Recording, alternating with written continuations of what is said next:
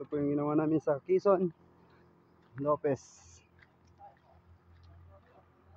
Quezon Province. Yan po. Si tatay, yan po yung hari ng kamera po. Yan. Pasok po tayo sa bahay kubo. 8 by 10 meters po. Yan po si nanay, yung may-ari po. Yung anak nila po yung may-ari. Hello po, nay. Hi.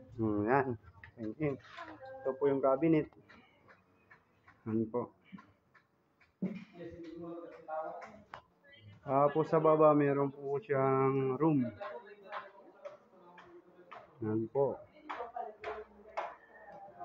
Ito po yung room sa baba po.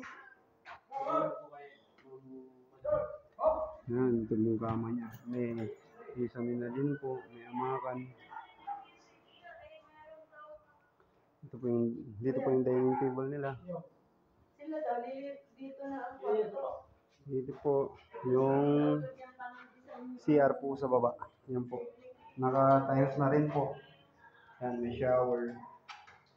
Yan po. Tapos dito po sa left side niya po, ito po yung lababo. Yan. Tapos ito po yung papuntang taas po. Bali, amakan po ito. Bali, may plywood, amakan, tapos kawayan po sa taas. Dito po yung taas. 3 kwarto po. Yan po. Medyo marumi pa. Pagpasok mo, bali 3 kwarto. Dito po yung CR po. Kagaya doon sa baba, meron po siyang CR. Yan po. Magkatapat sa baba.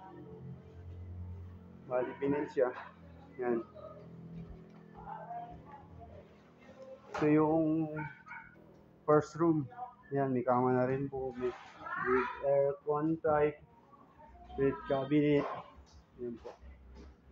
Tapos yung 2 rooms. Yan po yung 2 rooms niya. Yan po. With aircon na rin po siya. Ito yung 3 rooms. Dito po. Yan, 3 rooms.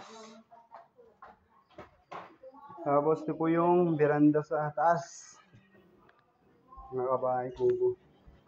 Ito po, naka-vinyl po yung flooring. Ayan. Yan na. Yun po yung mga kasama namin, pauwi na. Ito po.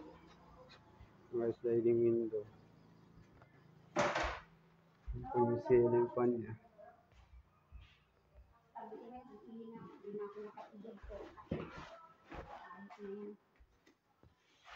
Mahal!